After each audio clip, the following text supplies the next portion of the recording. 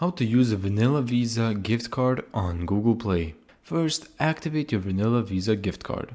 Check that it has enough balance for your purchase, and then keep the card number, expiration date, and CVV handy.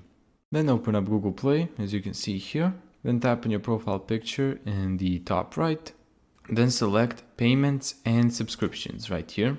Then add a payment method. Here, add credit card or debit card. Then enter your name, your billing address, your card information.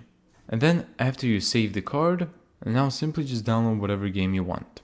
Now, if your card is declined, confirm the card has enough balance, recheck the card number, expiration date, and CVV, make sure your Google Play country matches your payment method, and wait a few minutes and try again. Some Vanilla Visa cards may no longer support certain online or digital transactions depending on the card issuer and region. Thank you so much for watching this video.